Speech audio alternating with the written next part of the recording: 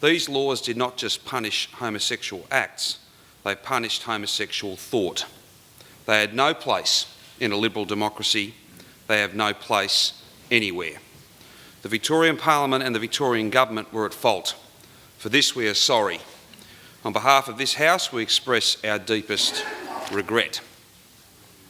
Speaker, it's never too late to put things right. It's never too late to say sorry and mean it.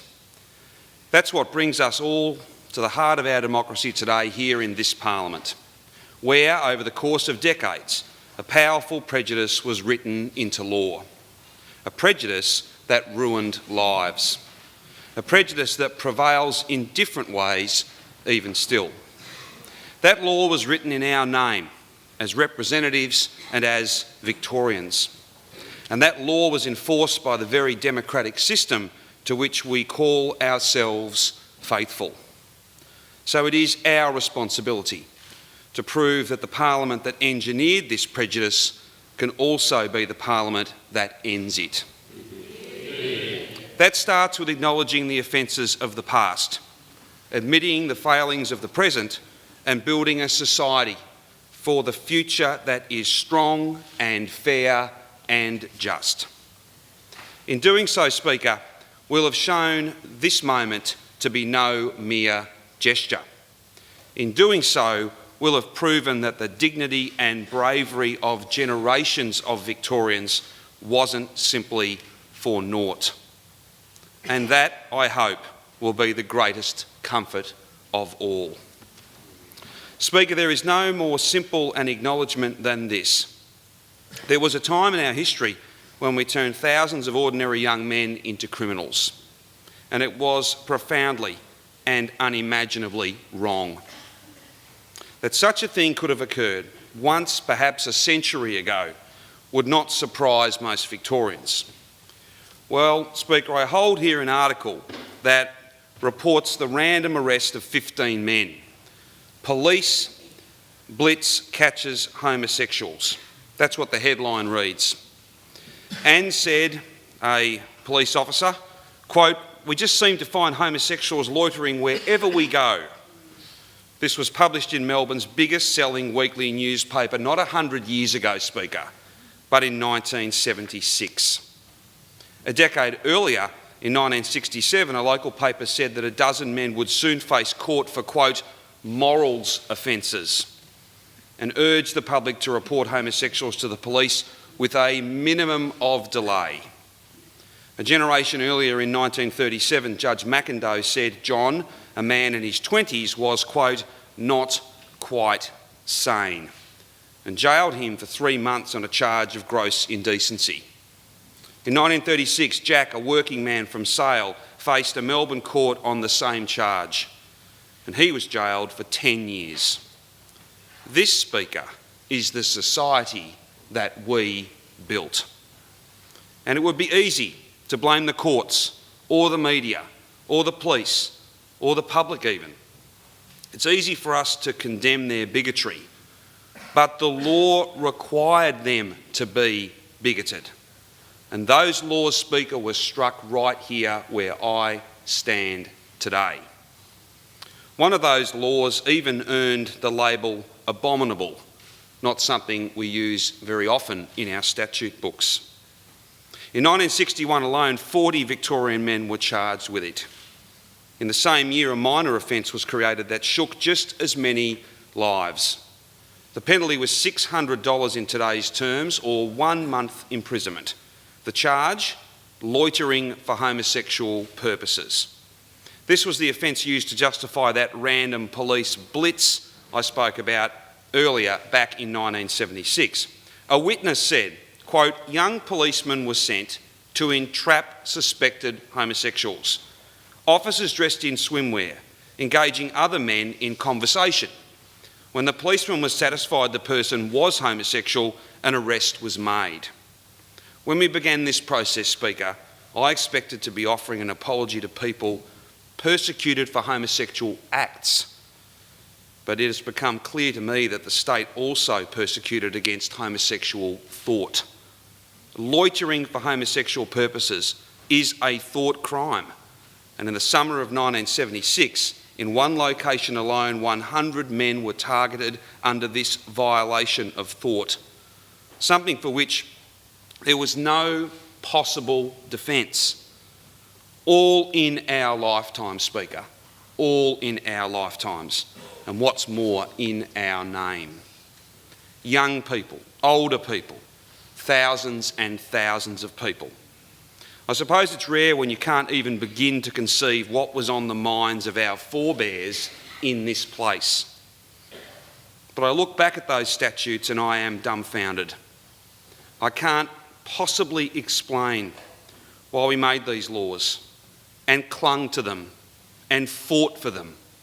For decades, we were obsessed with the private mysteries of men, and so we jailed them, we harmed them, and in turn, they harmed themselves.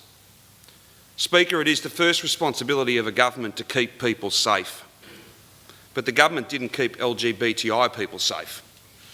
The government invalidated their humanity and cast them into a nightmare. And those who live today are the survivors of nothing less than a campaign of destruction led by the might of this state. Speaker, I had the privilege of meeting with 4 of those survivors recently. One of them was Noel Tovey. He was sent to Pentridge in 1951. On more than one occasion in jail, he planned his suicide. Quote, Max was singing an aria from La Traviata when the police arrived, he recalled in his book. I was very naive. I knew having sex with men was against the law, but I didn't understand why it was a crime. At the hearing, the judge said, "You have been charged with the abominable crime of buggery. How do you plead?" The maximum sentence was 15 years. Afterwards, only 2 people would talk to me, said Noel. I couldn't get a job. I was a known criminal. And it's ironic. Eventually, I would have been forgiven by everyone if I had murdered Max, but no one would forgive me for having sex with him. And Noel, in his own words, quite amazingly, in a sign of strength, calls himself one of the lucky ones. I also met Terry Kennedy. He was 18 years old when he was arrested, Speaker. Quote, when I wanted to go overseas, Terry told me, and when I wanted to start my own business, there was always that dreaded question, have you ever been convicted of a criminal offence? As Terry said, I lied, of course. But then the phone rang one day. There was an inspector from the St Kilda police station. He'd found me out. With a curse like that always lurking over our heads, we always had to ask ourselves this question. Just how far can I go today? Speaker, that's the sort of question which, in some form or another, must have been asked by almost every single LGBTI person. And it's still asked today. By teenagers in the schoolyard, by adults in the family home. Yes, the law was unjust, but it's wrong to think its only victims were those who faced its sanction. The fact is, these laws cast a dark and paralysing pall over everyone who ever felt like they were different. The fact is, these laws represented nothing less than official, state-sanctioned homophobia. And we wonder why, Speaker, we wonder why gay and lesbian and bi and trans teenagers are still the target of red-hot hatred. We wonder why hundreds of thousands of Australians are still formally excluded from something as basic and decent as a formal celebration of their love for each other. And we wonder why so many people are still forced to drape their lives in shame. Shame, that deeply personal condition, described by Peter McEwen as, quote, the feeling of not being good enough. Peter was arrested in 1967. He soon fled overseas to escape that time in his life. The 4th man I spoke to with last week, Tom Anderson, met his own private terror when he was 14. For weeks, he was routinely sexually assaulted by his employer, his boss, a man in his 40s. His parents, in all good faith, took Tom down to the local police station to make a formal statement and to get his employer, this predator, charged. And of course he was. But Speaker, so was Tom.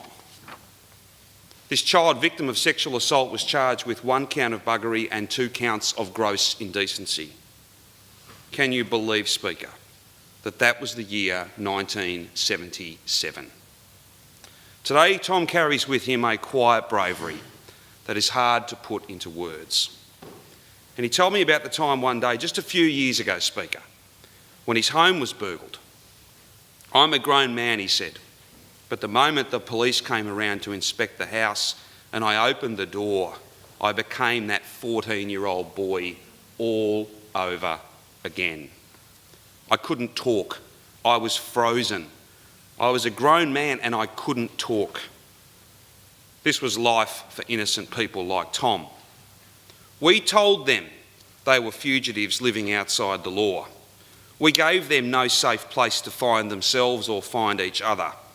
And we made sure they couldn't trust a soul, not even their family. A life like that, what do you think that does to a human being? What do you think it does to their ability to find purpose, to hold themselves with confidence, to be happy, to be social, to be free? Don't tell me that these laws were simply a suppression of sex.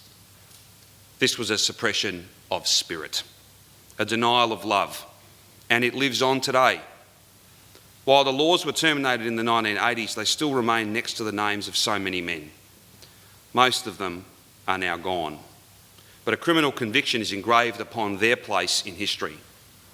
Speaker, I can inform the House and all honourable members that 6 men have now successfully applied to expunge these convictions from their record. Speaker, many more have begun the process. This won't erase the injustice, but it is an accurate statement of what I believe today, that these convictions should never have happened, that these charges should be deleted as if they had never existed, and that their subjects can call themselves once again law-abiding Victorians. Expungement is one thing, but these victims won't find their salvation in this alone. They are each and every one of them, Speaker, owed hope. And all 4 of the men I met told me that they only began to find that hope when they met people who were just like them. Peter McEwen, back in the country and emerging from years of shame, started meeting weekly with some gay friends at university in 1972. He realised we were all outlaws together, he said, and we learnt to say that we are good. We learnt to say, quote, black is beautiful, women are strong and gay is good. Once I learnt I was good, he said, it led me to question everyone who said I was evil and sick. He went on, gay men had taken on board the shame. Through each other we found our pride. Then he paused for a second, and I will carry this with me forever. He paused for a second and he said to me, Speaker, pride is the opposite of shame. He's right. Pride is not a cold acceptance, it's a celebration. It's about wearing your colours and bearing your character. The mere expression of pride was an act of sheer defiance. These people we speak about, they weren't just fighting for the right to be equal, they were fighting for the right to be different. And I want everyone in this state, young or old, to know that you too have that right. You were born with that right. And being who you are is good enough for me, and it's good enough for all of us. Here in Victoria, equality is not negotiable. Here you can be different from everybody else but still be treated the same as everybody else. Because we believe in fairness. We believe in honesty too. So we have to acknowledge this. For the time being, we can't promise things will be easy. Tomorrow, a young bloke will get hurt. Tomorrow, a parent will turn their back on their child. Tomorrow, a loving couple and their beautiful baby will be met with a stare of contempt. Tomorrow a trans woman will be turned away from a job interview. And tomorrow a gay teenager will think about ending his own life. That's the truth, Speaker. There is so much more we need to do to make things right. Until then, we can't promise things will be easy, but we can, easy, far from it. We can't guarantee that everyone in your life will respect the way you want to live it. And we can't expect you to make what must be a terrifying plunge until you know the time is right. But just know that whenever that time comes, you have a government and a parliament that is on your side. You have a government that is trying to make the state a safer place in the classroom, in the workplace. You have a government that is trying to eradicate a culture of bullying and harassment so that the next generation of children are never old enough to experience it. You have a government that sees these indisputable statistics of LGBTI self-harm, of suicide, and commits to their complete upheaval. You have a government that believes you're free to be who you are and to marry the person you love. And you have a government that knows just one life saved is worth all the effort.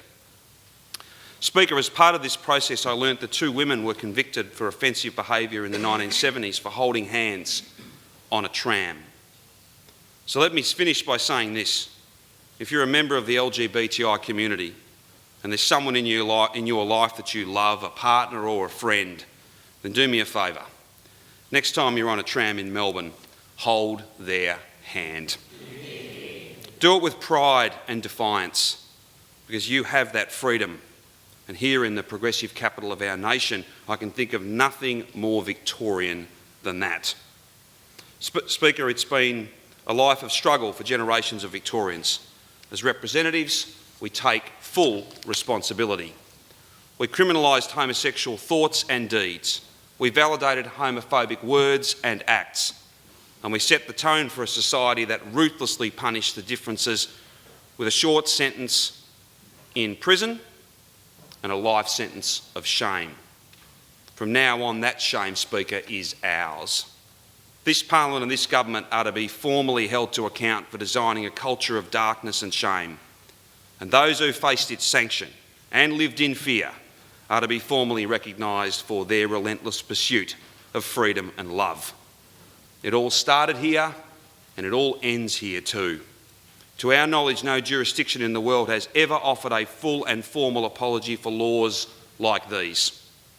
So please let these words rest forever in our records. On behalf of the Parliament, the government and the people of Victoria, for the laws we passed and the lives we ruined and the standards we set, we are so sorry. Humbly, deeply sorry. Yeah.